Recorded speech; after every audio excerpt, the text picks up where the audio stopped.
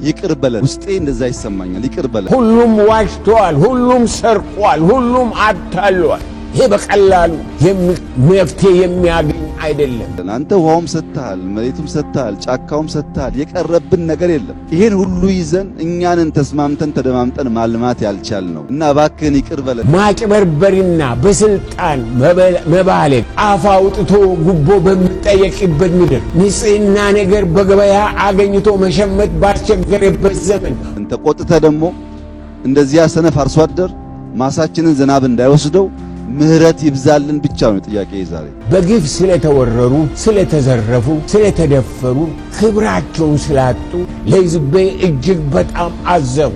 ሰላም ጤና ይስጥልን ቤተሰቦቻችን፣ ይህ የሮማንስ ሮድ የዩቲዩብ ቻናል ነው። በቻናላችን አዳዲስና ወቅታዊ ትኩስ መረጃዎችን ይዘንላችሁ መጥተናል። እስከ መረጃው ፍጻሜ አብራችሁን ቆዩ። ቻናላችንን ሰብስክራይብ ያላደረጋችሁ ሰብስክራይብ በማድረግና የደወል ምልክቷን በመጫን አዳዲስ መረጃዎችን በፍጥነት ያገኙ። ቪዲዮአችንን ለሌሎች ሼር በማድረግ ቤተሰባዊነቱን ያጠናክሩ። ፈጣሪ ይመስገን አይደለም ይቅር በለን ነው። ውስጤ እንደዛ ይሰማኛል። ይቅር በለን። አንተ ውሃውም ሰጥተሃል፣ መሬቱም ሰጥተሃል፣ ጫካውም ሰጥተሃል። የቀረብን ነገር የለም።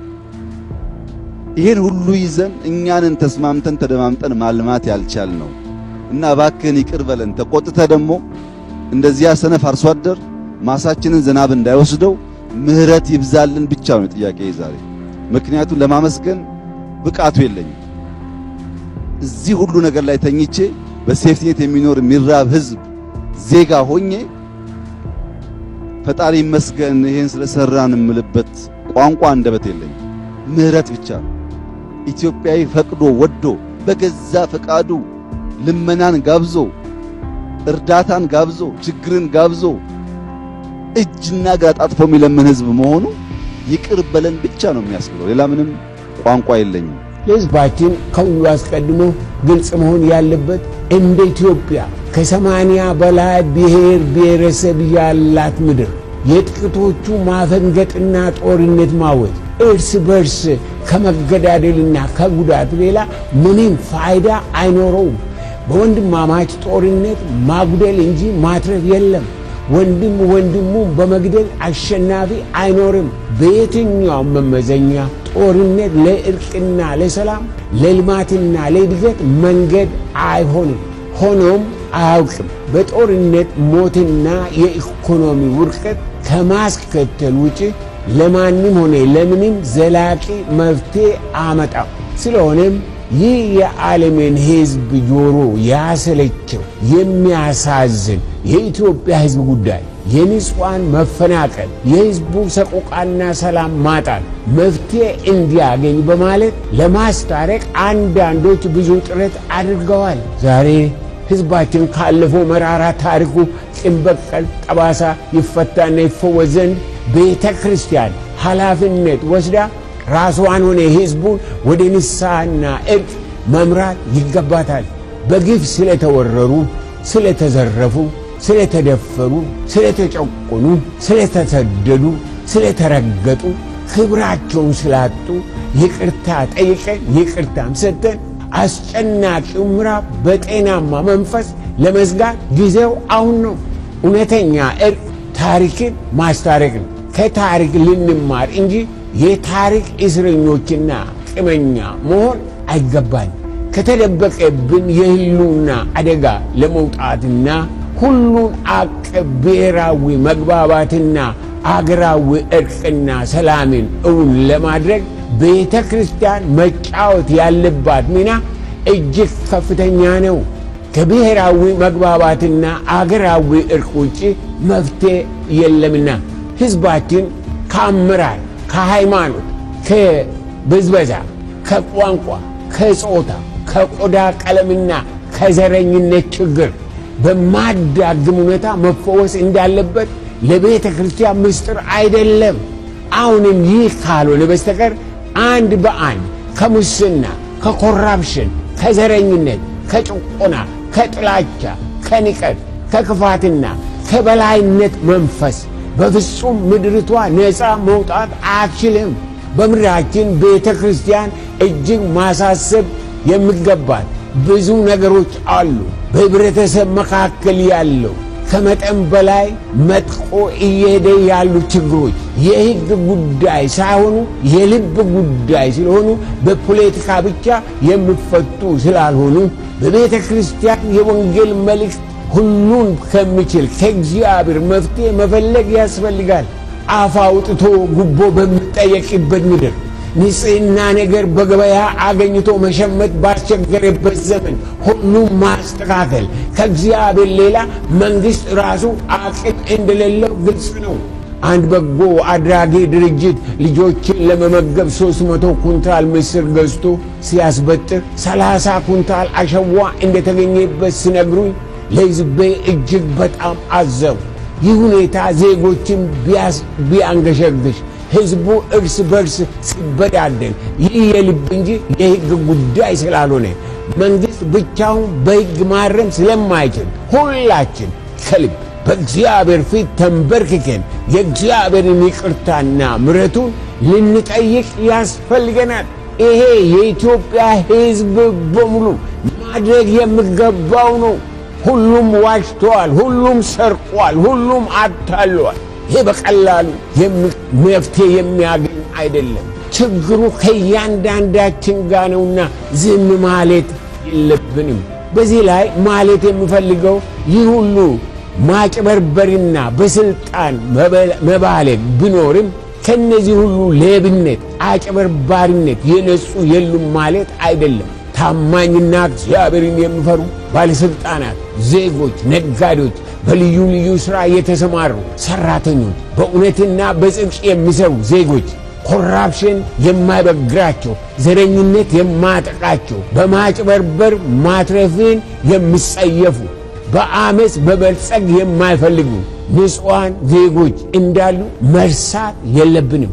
እነዚህ የዕለት ሥራቸውን በቀላሉ የሚያከናውኑ አይደሉም። ሆኖም የሞራል አቋማቸው ከሰነፎችና ከሌቦች በላይ ስለሆነ በትልቅ ትዕግሥት ሁሉንም ያልፉታል። በታማኝነትም ሕይወታቸውንና ሞራላቸውን ይጠብቃሉ። እግዚአብሔር ይባርካቸው። ታማኝነት የጎደላቸው ግብር ሰብሳቢዎች ጉቦ ለማግኘት ሲሉ ያለመጠን ቀረጥ የሚጠይቁ፣ ነጋዴው ካልተስማማ የጠየቁትን ካልሰጠ ሥራውን ቢያዘጉበትና ቢያከስሩት ግድ የሌላቸው፣ ያለ ቁጣ ጤናማን ነገር መናገር የማይችሉ እንደነዚህ ያሉ የመንግሥት ሠራተኞች በሕዝብ ዘንድ መንግሥትን በደለኛ ያሰኛሉ፣ ሕዝብንም ያጎሳቁላሉ፣ ያስቆጣሉ። ታማኝ ሕዝብ የተጠየቀውን ግብር ለመክፈል ወደ መንግሥት ቢሮ ሄዶ ለቀናት የምንከራተትበት ምክንያት ኃላፊነት የማይሰማቸው ጉቦ ፈላጊዎች ሕዝቡን ሲያንከራትቱ እጅግ የሚያሳዝን ነው።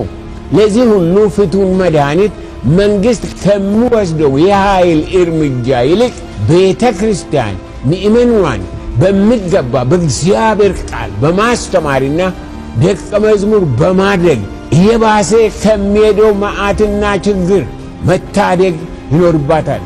ችግራችን የሕግ ሳይሆን ውስጣዊ የሞራል ችግር ነው። የኢትዮጵያ ችግር የውስጥ ችግር ነው።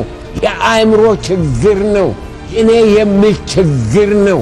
ሌላውን ያለማየት፣ ለሌላው ያለማሰብ ችግር ነው። እውነተኛና ዘላቂ ሰላም ለማምጣት የሚቻለው በእግዚአብሔር ቃል መሠረት እኛም ሆነ ሕዝባችን እውነተኛ የልብና የሕይወት ለውጥ ሲኖረን ነው። አመፀኞችንና መለወጥ፣ በሽተኞችንና መፈወስ አለብን። ይሄ እውነት ነው። ስለዚህ እንደ ቤተ ክርስቲያን ውለን ሳናድር መውሰድ የሚገባን እርምጃ ምን መሆን እንዳለበት አንዳንድ ሐሳቦችን ባጭሩ ለመሰንዘር ይሞክራሉ። አንደኛ፣ ምንም ጥያቄ የሌለው ለኢትዮጵያ ሕዝብ እውነተኛ ንስሐ ያስፈልገዋል። የኢትዮጵያ ኃጢአት እንደ ኢትዮጵያ ብሔር ብሔረሰቦች እጅግ ብዙ ነው። ስለሆነም ማንም በማንም ላይ ጣቱን መጠቆም አቁሞ እያንዳንዱ ብሔር ብሔረሰብ ለምሕረትና ለምርት በእግዚአብሔር ፊት መውደቅ አለበት። እያንዳንዱ ብሔር ብሔረሰብ ጤናማ ዜጋ ሆኖ ለራሱም ለሀገሪቷም ይጠቅም ዘንድ ከታሰረበት ከዘር ማንዘር ኃጢአትና እስራት መፈታት አለበት። ስለዚህ አገር አቀፍ የሆነ ብሔራዊ ንስሐና እርቅ ያስፈልገናል። መታረቅ አለብን። ተበዳድለናል፣ ተቆሳስለናል፣ ያላደረግነው ነገር የለም።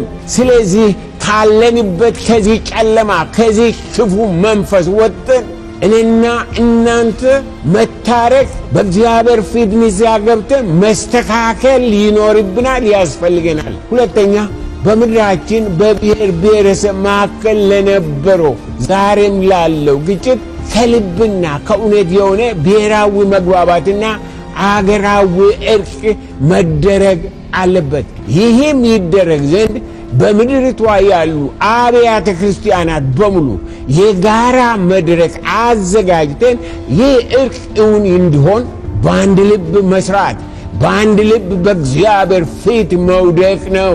አንድነትን ይጠይቃል። ይሄ አንድ ልብ መሆንን ይጠይቃል። ይሄ የቤተ እምነት ጉዳይ አይደለም። ከኦርቶዶክስ፣ ከካቶሊክ፣ ከፕሮቴስታንት የሚል አይደለም። ክርስቲያን በአብ በወልድ በመንፈስ ቅዱስ የምናምን በሙሉ በአንድ መድረክ ላይ ተገናኝተን ተያይዘን ለኢትዮጵያ ፈውስ፣ ለኢትዮጵያ እርቅ በአንድ ልብ መስራት ይኖርብናል።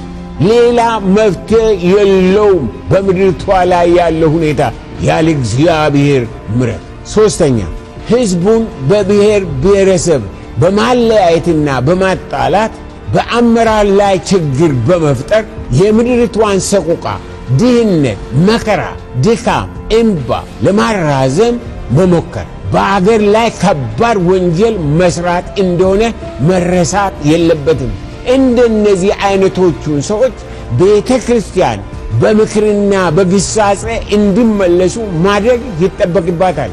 ከብሔራዊ መግባባትና አገራዊ እርቅ ውጭ አሁንም መፍትሄ የለምና እንደ አገር እና እንደ ሕዝብ በአንድነት ለመቀጠል ያስችለን ዘንድ ምንም አይነት የአመለካከትም ልዩነት ቢኖሩም አገራዊ መግባባቶች በማስቀደም ብሔራዊ መግባባትንና ሰላምን መፍጠር የቤተ ክርስቲያን ኃላፊነት ነው። ቤተ ክርስቲያን ዘመኑ ያንቺ ነው። ዘመኑ ሥራው ያንቺ ነው። ኃላፊነቱ ያንቺ ነው። ንቂ። የድሮ ፍቅርሽን ጥለሽ እንደሆነ ወደ ፍቅርሽ ተመለሺ። እግዚአብሔር ያን ነው የምናገረን።